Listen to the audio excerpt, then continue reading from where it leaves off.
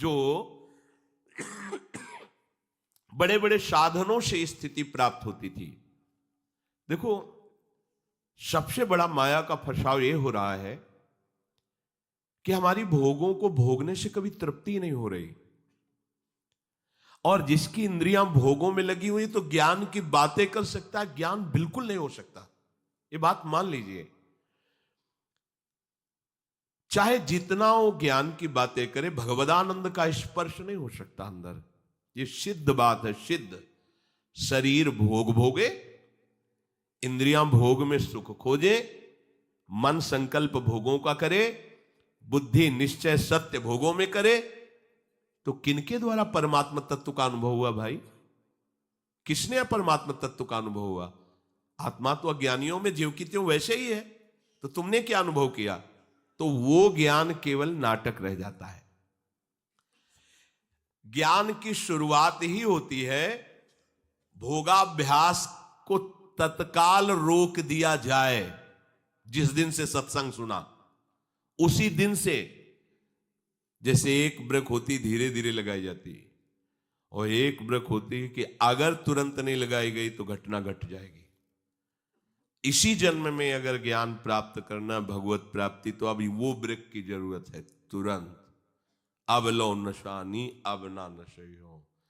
निर्वाह भगवान करेंगे, क्योंकि भगवद आश्रित हो। न चेन्द्रियाणाम भोगाभ्यासेन वै तृष्णम कर्तुम शक्यम। आपके अंदर जो प्रेरणा हो रही कि इन भोगों को भोग लें तो सुखी हो जाए, तो कहना कभी नहीं, जीवन भर भोग लो, कभी तुम्हारे अंदर यह अनुभव नहीं आएगा कि तुम सुखी हो गए भोग भोग के। ना चेन्द्रियाणाम भोगाभ्यासेन वै तृष्णम कर्तुम शक्यम। तुम भोग भोगते हुए कभी शांति को प्राप्त नहीं हो सकते। भगवान ने त्यागात् शांति अनंतरम, त्याग के अनंतर शांति मिलती, नहीं तो लिख देते भोगात् शांति अनंतरम, भोग भोगो शांति प्राप्त हो जाएगी।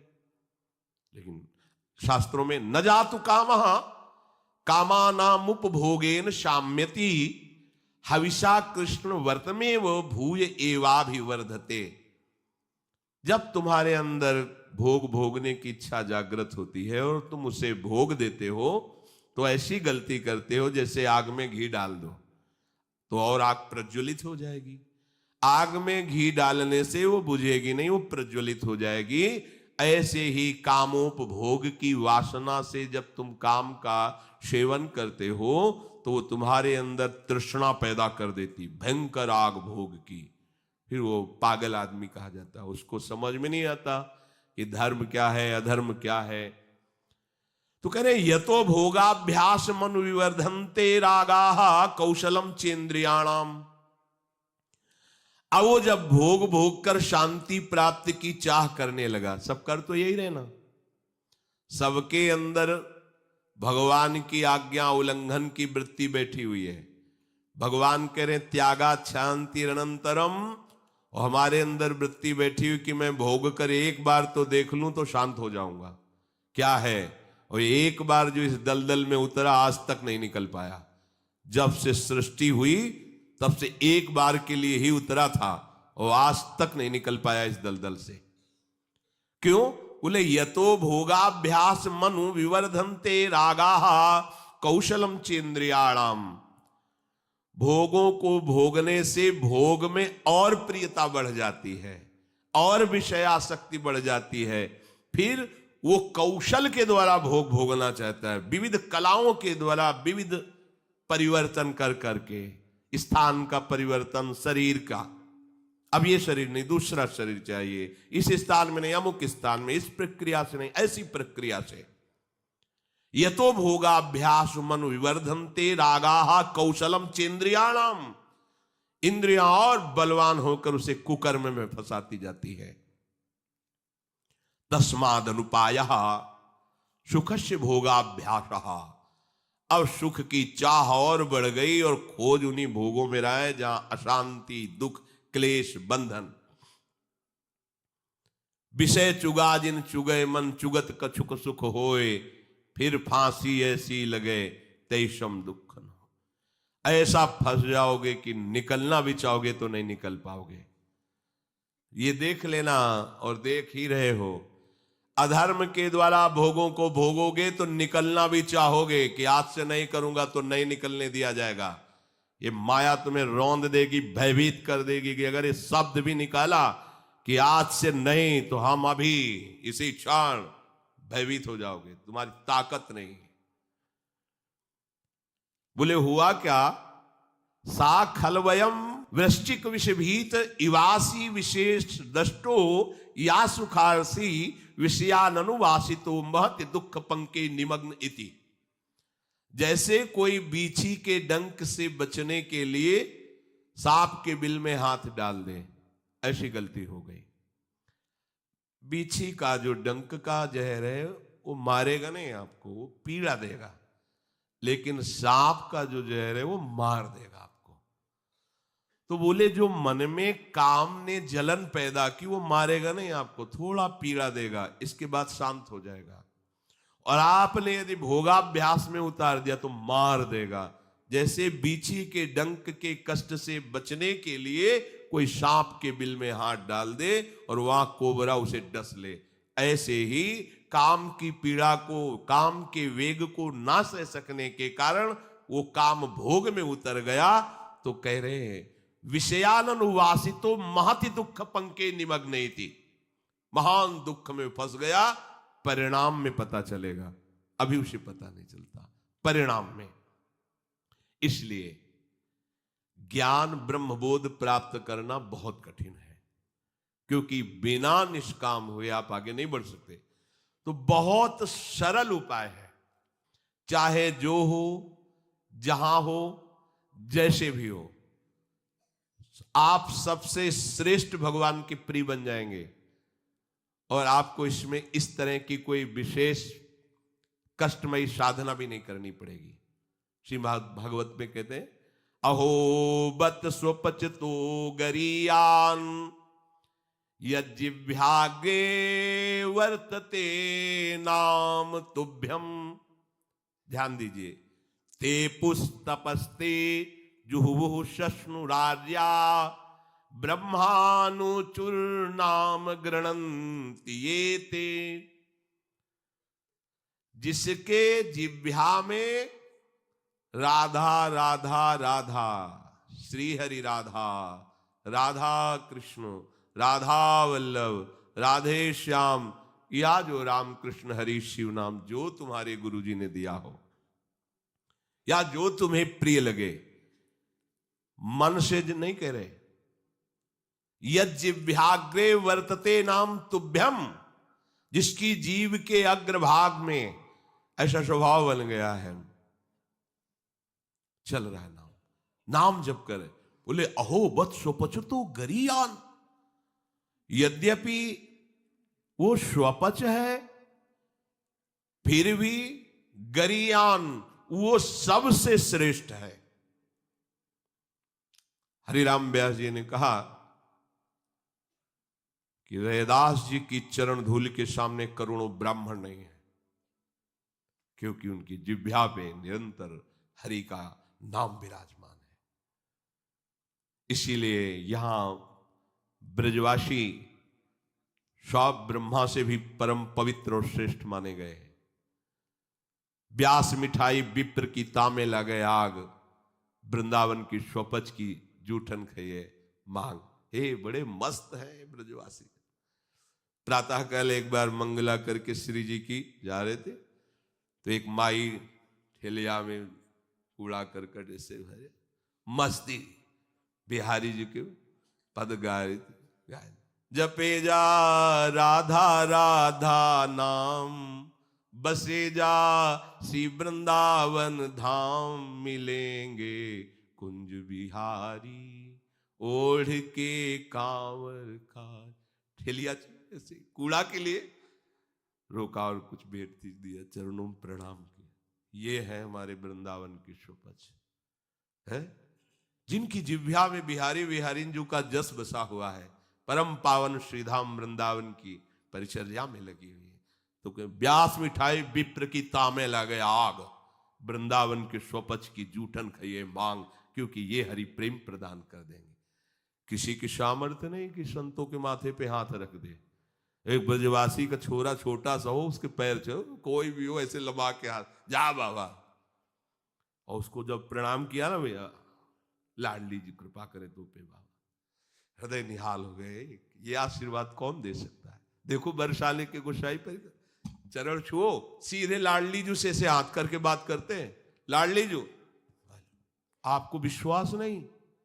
अगर विश्वास कर लो तो लाडली जू उनके करकमल से सेवित है, वो जो कह रहे हैं वही लाडली जू करेंगी। भोरी सरकार है, पर हमें मनिलता मन की होने के कारण इन सब भाव पर विश्वास नहीं रहता। कह रहे कोई भी तपस्वी उसकी समानता नहीं कर सकता। जिसकी जिह्वा के अग्रभाग पर है, उसने सारी तपस्याएं कर ली, सारे तीर्थ स्नान कर लिए, भागने की जरूरत नहीं, राधा राधा बोलो। सारे तीर्थ स्नानों का फल तुम्हें उसी क्षण मिल जाएगा जो तुम्हारी जिह्वा के अग्रभाग पर श्री हरि का नाम, प्रियाजू का नाम विराज। सारे वेदों का अध्ययन कर लिया, अब उसे कुछ अध्ययन करने की जरूरत नहीं है। जो बड़ी बड़ी तपस्याओं से, तीर्थयाटन से, वेदाध्ययन से, यज्ञ आदि से गति मिलना दुर्लभ है, वो तुम्हें नाम से प्राप्त हो जाए। कौन हो, कहां हो, कैसे हो, कोई प्रश्न नहीं। जैसे हो, जिस परिस्थिति में, जिस विषय में फंसे हो, वहीं से तुम्हें नाम उठा के महात्मा बना देगा, तुम्हें धनवान बना देगा, यशस्वी बना देगा। तुम तेज से संपन्न हो जाओगे। नाम का तेज, भगवान नाम का तेज है, प्रताप है भगवान नाम का।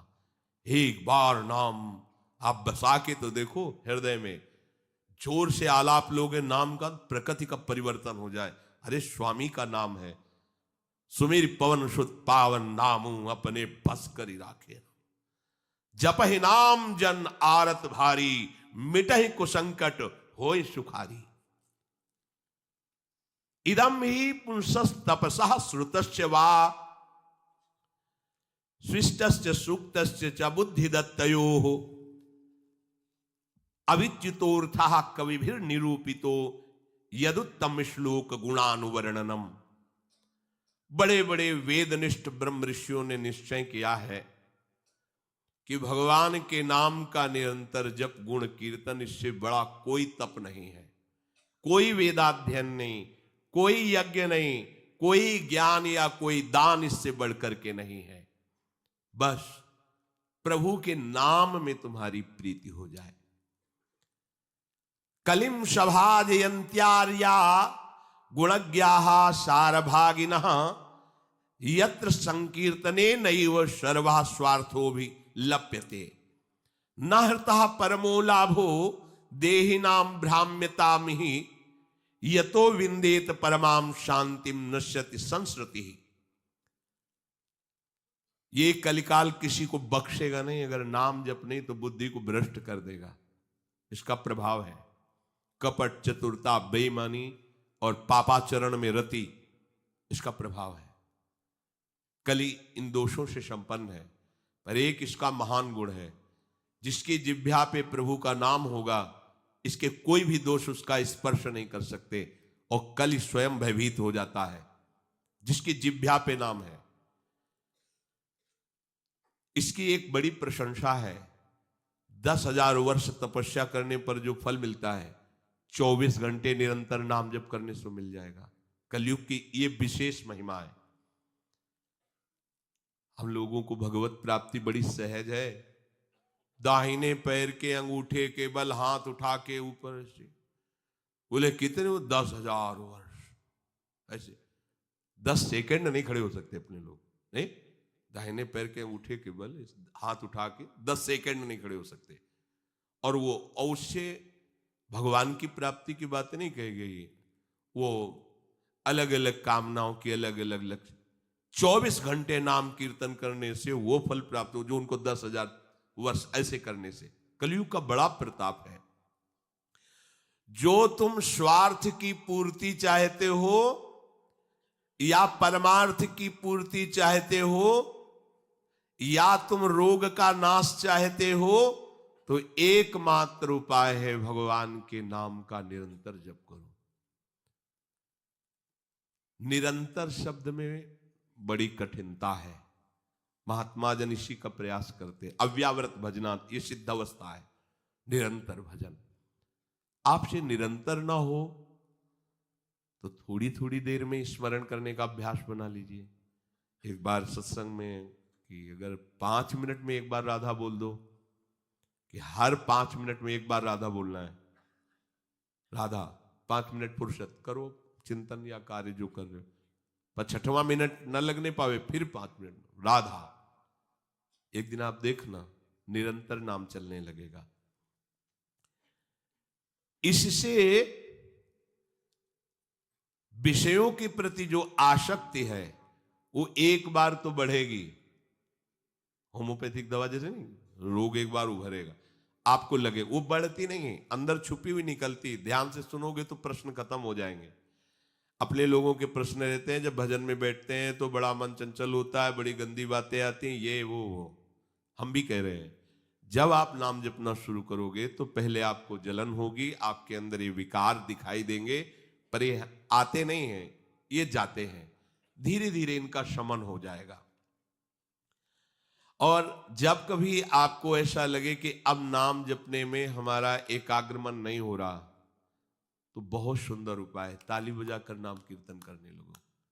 अपने को विजय प्राप्त करना है मन पर और विषय भोगाभ्यास पर। और ये ऐसा नहीं कि ये नाचना गाना है सब, ऐसा नहीं, इससे भगवान की प्राप्ति हो जाती है। जितने बड़े बड़े महान भक्त हुए सब नृत्य करते थे। मीरा जी रात रात भर नृत्य करती गिरधर के सामने। नरसिंह मेहता की करताल प्रसिद्ध थी, 4 भक्त साथ है, करताल लेकर नाचते, गोविंद रीझ जाते हैं। जहां कहीं 4 भक्त मिलकर कीर्तन करते होते हैं, नृत्य करते होते हैं, उन्हीं के बीच में गोविंद भी नाचते होते हैं। हमारी अभी दृष्टि मायाकृति, इसलिए हम देख नहीं पा रहे। प्रह्लादस्तालधारी तरल गतितया चोद्धवः कांस्यधारी वीणाधारी सुरसिंह स्वर कुशलतया राग करतार्जुनो भूत इंद्रो वादीन मृदंगम जय जय सुकराः कीर्तने ते कुमारा यत्रागे भाववक्ता सरस रचनया व्यासपुत्रो बभूव। एक बार इन बड़े भक्तों का मिलन हुआ। श्री प्रहलाद जी, उद्धव जी, नारद जी, सनक सनंदन जी, सुखदेव जी आदि। अब इतने बड़े महापुरुष एकत्रित हुए तो बोले भगवान को बुलाया जाए प्रगट में। बोले एक ही उपाय है, मद भक्ता यत्र गायंती तत्तिष्ठाम। नारदा नारद जी ने कहा भगवान वहीं आ जाते। तो श्री प्रहलाद जी ने ताल देना प्रारंभ किया। ये भगवान को बहुत प्रिय है। अगर आपको कोई संगीत नहीं आता तो भगवान का प्रिय संगीत है ये, राधा राधा राधा राधा राधा। ना किसी की जरूरत है और ना किसी के सहयोग की। ले भाई ढोलक हारमोनिया अगर नहीं बजा लेते, कोई राग नहीं आता, हम कह रहे कोई राग नहीं, राधा राधा राधा राधा ताल की, ये हमारा ताल बज रहा है। ये बहुत बहुत ही काम की बात है। आप मान लीजिए, आपको मन लगाने के लिए बहुत बढ़िया उपाय और भगवत प्रसन्नता का बहुत बढ़िया उपाय। जहां आपका मन न लगे शुरू आप देखना मन लग जाएगा। उद्धव जी ने मंजीरा उठाया। अब मंजीरा सब कोई न बजा पाए तो ऐसे ही उसको करते हो, राधा राधा राधा जय जय राधा वल्लभ श्री हरिवंश राधा वल्लभ से वो आ जाएगा बजाना।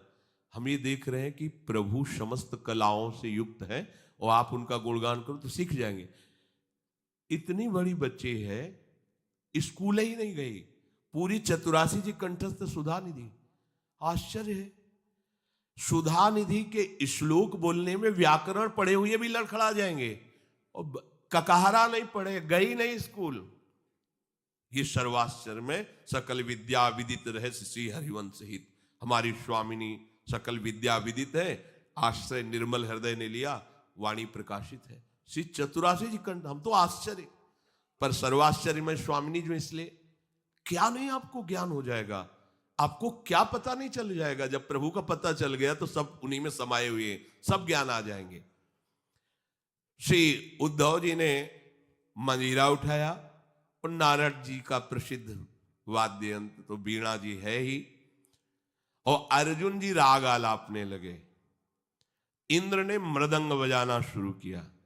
सनक सनंदन बीच बीच में जय हो, ये कोई हंसी मजाक नहीं, जैसे कीर्तन में आप लोग बोलते हैं जय हो जय हो जय हो, आप बोलते हैं ना, ये साधारण बात नहीं है। भगवान बहुत प्रसन्न होते हैं इससे।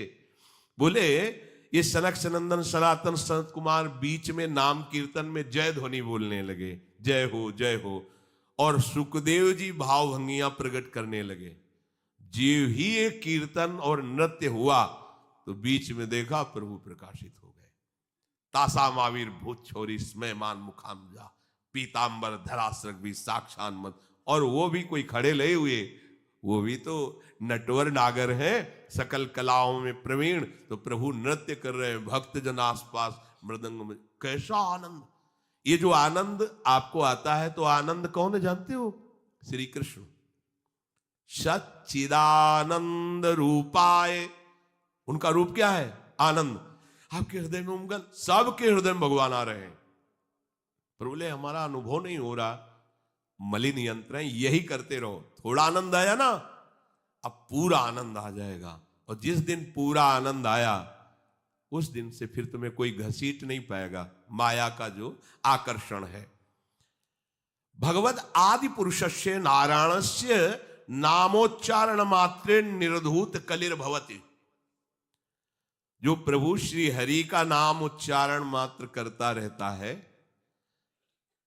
कोई भी कलयुग का दोष उसके अंदर, कलयुग बड़ा सूक्ष्म विषय है। देखो, गर्भ में ही जिनको भगवान का साक्षात्कार हो गया था, वो परीक्षित महाराज, देखा कि एक जो शूद्रवत आचरण करने वाला पैर से मार रहा है, डंडों से मार रहा है बैल को, बीच बीच में लात। ये ध्यान रखो, किसी को भी पैर से कभी, सब में श्री भगवान है, कभी ऐसा दंड विधान किसी के लिए हो जैसा, पर ऐसे सहज में किसी को अपने पैर न लगे। अपने लोगों का परमार्थ है ना, कोई अगर लेटा हुआ है तो उसे नांगने की जरूरत नहीं, घूम के भले चले जाओ, नहीं उससे प्रार्थना करो कि आप पैर हटा लीजिए। ये ऐसे किसी को नांगना, किसी के पैर मारना, ये सब गंदे आचरणों में आता है। ये भक्तों के द्वारा ऐसा नहीं होता है। हमें तो आश्चर्य हुआ, पूज्य श्री चंद्रशेखर बाबा के एक जो अंग सेवी थे, उन्होंने बताया कि बाबा का श्री चरण एक बार हमारी पादुका को छू गया, तो बाबा पादुका को ऐसे छू के ऐसे, हम कहा अरे बाबा हम मर गए, ये क्या हमारी पादुका? बोले अब तुम थोड़ी हो, तुम तो हरि के शरणागत वैष्णव हो गए। अब वैष्णव की पादुका पूज्य होती है, उसमें पैर कैसे? बाबा के वो शिष्य हैं और बाबा उनकी पादुका को, ये है भाव, वैष्णव भाव, ये भगवत भाव। हम गुरु हैं, चेले का तो ऐसा नहीं, पूज्य हो गया, वो भगवान का दास हो गया। हम तो पोस्टमैन हैं, हमें जो मिला वो इधर दे दिया, लेकिन वो वही है, उसको उसी भाव से देखे कि भगवान का निज जन, भगवान का भक्त है। लात से मार रहा था, डंडों से मार रहा था, उनका रुक जा, हमारे राज्य में कोई हमारे ऐसे धर्मयुक्त पशुओं को दंड दे और मेरा भय ना हो, ऐसा कौन पैदा हो गया? नजदीक गए तो जब देखा कलयुग ने कि ये तो प्रचंड काल रूप है, भगवत भक्ति से संपन्न थे, तुरंत उसने पाग उतारी चरणों, महाराज रक्षा कीजिए, और मुझे भगवान ने ही सेवा दी, अब मेरा समय आ गया है, अब मैं राज्य करूंगा। अच्छा, तेरा समय? कलयुग? जी हां। देखो उसका परिचय कहां से हुआ? अधर्माचरण से ही। तो उनका जब तक मैं जीवित हूं तब तक तेरा राज्य नहीं आने दूंगा, हमारी प्रजा में अधर्माचरण फैल जाएगा। तो उनका आपको कुछ न कुछ तो स्थान देना ही होगा हमारे लिए, कि आप ठीक है मदिरालय, और जो मदिरा सेवन करे, और जहां शरीर को बेचा जाता हो, भ्रष्ट आचरण किए जाते हो, जहां जुआ खेला जाता हो, ये द्वैत कीड़ा, मद्यपान करना, व्यभिचार करना। व्यभिचार उसे ही कहते हैं जो धर्म से रहित काम संभोग होता है, जो अपनी एक पत्नी व्रत रहकर भगवान की भावना से संतानोत्पत्ति की क्रिया, वो उसे व्यभिचार नहीं कहते, वो दोष युक्त नहीं, गृहस्थ धर्म के अंतर्गत है। लेकिन जो अन्य ऐसी भावना कलयुग को आदेश दिया कि आप रह सकते हो, उसके जो मदिरा पीता है, जो भ्रष्टाचरण करता है, और जो मांस खाता है, और जो देव कीड़ा करता है, आप, क्योंकि वहां कोई ऐसा करता ही नहीं था, यहां रह सकते हो।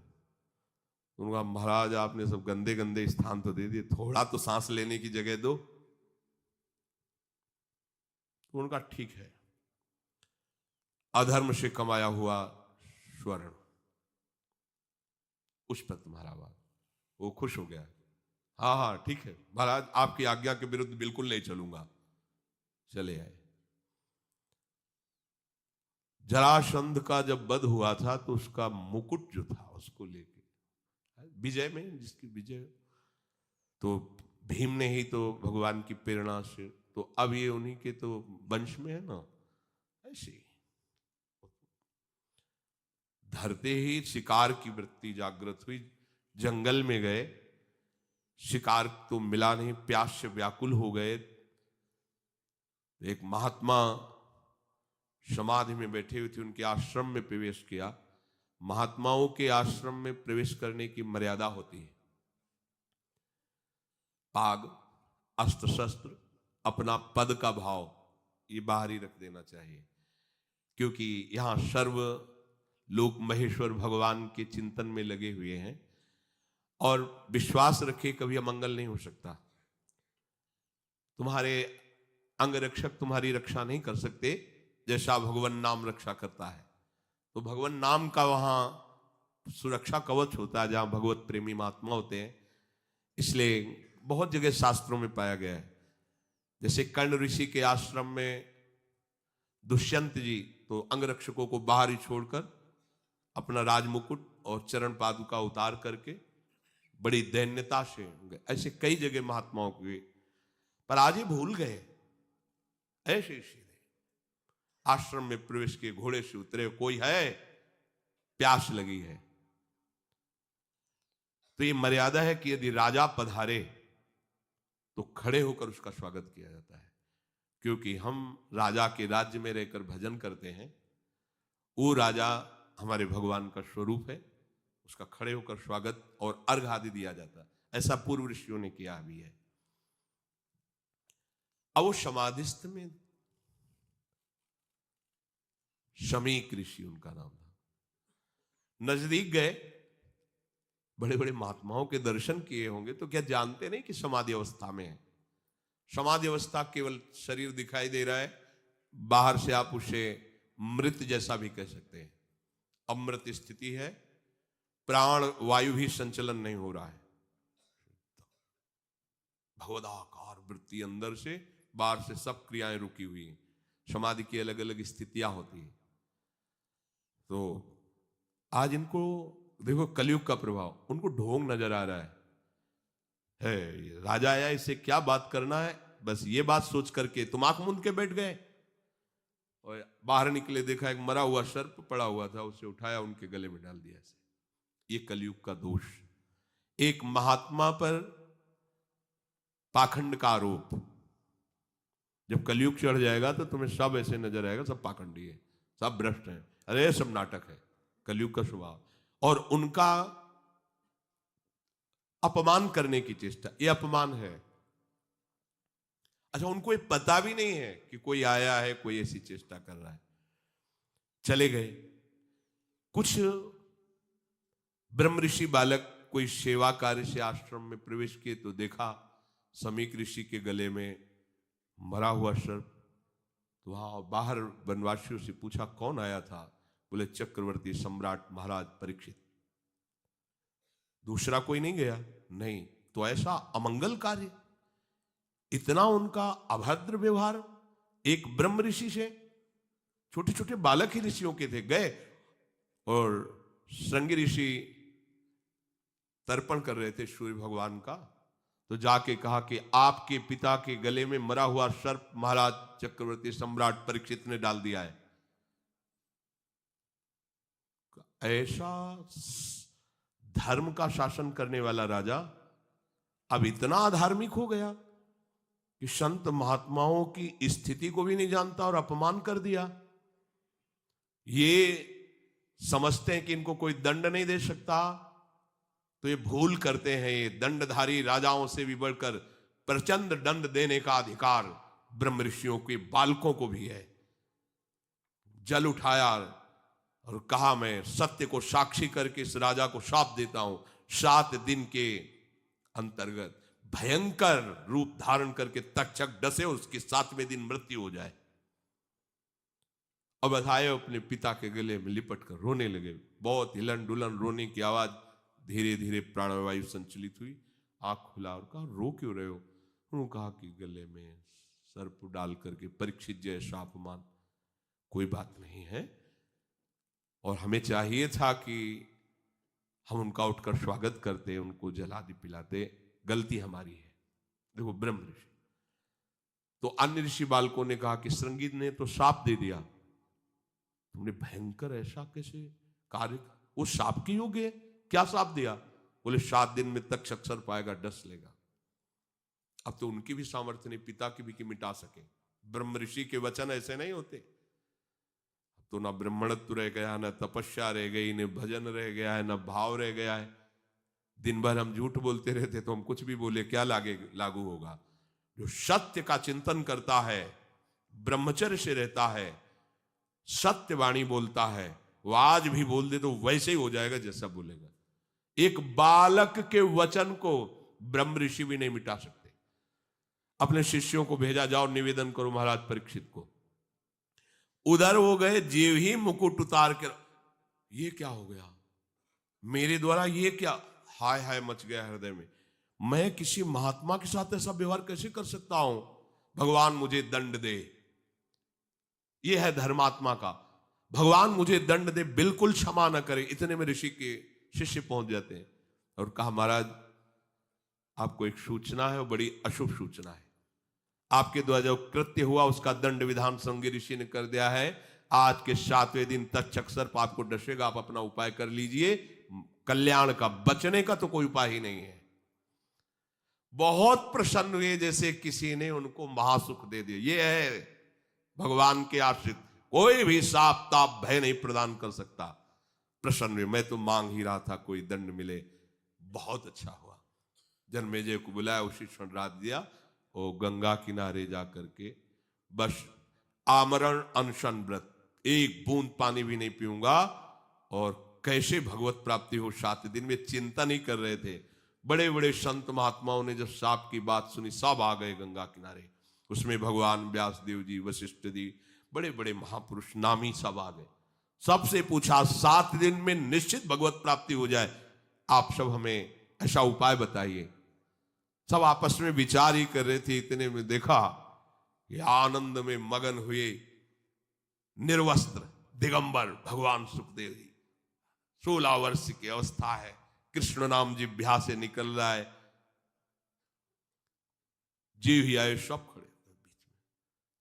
कैसे 7 दिन में भगवत प्राप्ति? बोले 7 दिन के पहले ही तुम्हें हम साक्षात्कार करवा देंगे। श्रीमद् भागवत श्रवण कराया और पूछा, बेटा परीक्षित, तुम्हें इस समय क्या तक्षक से डर है? तो उनका, नहीं भगवान, आपने मुझे ऐसी स्थिति प्रदान कर दी कि एक तक्षक क्या करोड़ों महाकाल का रूप धारण करके भी आवे, मुझे कोई डर नहीं, क्योंकि मैं ऐसी स्थिति को प्राप्त हो गया हूं, मृत्यु मुझे छू नहीं सकती। उठे और चल दिए। इतने बड़े महापुरुष को भी कलयुग ने ठग लिया था, पर भगवान का आश्रय था ना। तो कह रहे कि कलयुग का बिल्कुल भी प्रभाव उसके ऊपर नहीं पड़ेगा जो नाम जप करता रहेगा। बचो। इसलिए हम आपसे बार बार लगभग 2-4 दिन में सत्संग में प्रार्थना करते हैं कि शराब मत पियो, बुद्धि भ्रष्ट कर देगा, कलयुग का स्थान है, ये वो कार्य करा देगा, इसी जीवन में तुम जीने लायक नहीं रहोगे। पराई बहन बेटियों के साथ व्यभिचार की प्रवृत्ति बिल्कुल मन में मत रखो, कलयुग का स्थान तुम्हें नष्ट कर देगा, दुर्गति हो जाएगी। ये जुआ खेलना, मटका और शेयर बाजार आदि के जुआ, ये सब जुआ के अंतर्गत आते हैं। बचिए, घर बैठे इतने लगा देंगे, इतने आ जाएंगे, और जब उतने सब चले जाएंगे तब बेईमानी सुहाएगी, गंदे आचरण सुहाएंगे, चिंता में बैठ जाओगे, कोई भजन साधन नहीं बनेगा। मेहनत करो, धर्म से कमाओ। मांस मत खाइए, कलयुग का निवास स्थान है। मांस खाओगे बुद्धि भ्रष्ट हो जाएगी, कलयुग तुम्हारी बुद्धि भ्रष्ट कर देगा। किसी के धन की चोरी मत कीजिए, संपत्ति का किसी भी तरह से अगर चोरी से लाए तो परिवार को नष्ट करने वाली चेष्टा हो जाएगी। अपने हाथ से अपने परिवार को नष्ट कर दोगे, देख लेना। ऐसी बुद्धि भ्रष्ट होगी कि जो तुम्हारे परिवार को ही तुम्हारे आचरण दुखदायी बन जाएंगे, जिनके सुख के लिए तुमने चोरी की थी। ये कलयुग के स्थान है। अगर कलयुग के प्रभाव से बचना है, निर्धूत कलिर्भवती, बोले भगवद आदि पुरुषस्य नारायणस्य नामोच्चारण मात्रेण। नाम बहुत बढ़िया अंग रक्षक है, कोई भी आपको दोष युक्त नहीं कर पाएगा यदि नाम चल रहा है। और अगर हमारे दोष जमा है, देखो हम बार बार प्रश्न करते हैं, हमें सुख मिले, हमारी विपत्ति कैसे हटे, हम चाहते हैं कि ये काम बन जाए, वो काम क्यों नहीं बन रहा? क्योंकि तुम्हारे पाप जमा है। खुली बात है, पाप ये दान पुण्य से नष्ट नहीं होंगे। दान पुण्य एक क्रिया है, शुभ क्रिया है, पुण्य क्रिया है, वो अलग जमा होगी। हमको एक ऐसी बात चाहिए जिससे पुण्य भी हो और पीछे के पाप नष्ट हो जाए। तो कह रहे वज्रम पाप मही भृताम भवद्रोदेकस्य सिद्धौषधम। पाप चाहे तुम्हारे पर्वत के समान हो, उनको विनाश करके तुम्हारे पुण्यों को बढ़ा देगा। पुण्यों को बढ़ा देगा पहाड़ जैसे, और पाप को मिटाकर धूल कर देगा। जैसे देवराज इंद्र जिस पर्वत पर प्रहार करे वज्र का, तो धूल बन के रह जाएगा, एक कण भी उसमें नहीं होगा। वज्र की ताकत है। तो बोले वज्रम पाप मही भृताम भवगत द्रोदेकस्य सिद्धौषधम मिथ्या ज्ञान निशा विशाल तमसिस तिगमांस बिंबोदय। तुम्हारे पाप पर्वत को चूर चूर करने के लिए वज्र के समान है कृष्ण नाम। तुम्हारे पुण्यों को बढ़ाकर पहाड़ जैसा कर देगा और पाप को बिल्कुल धूल के समान उड़ा देगा। पहाड़ के समान पाप जमा हो, क्या करो? बस कृष्ण कृष्ण बोलो, राधा राधा बोलो। इस भवरोग की रामबाण औषधि क्या? बोले सिद्ध औषधम, कृष्ण कृष्ण बोलो। अपने गुरु प्रदत्त नाम को निरंतर जपो।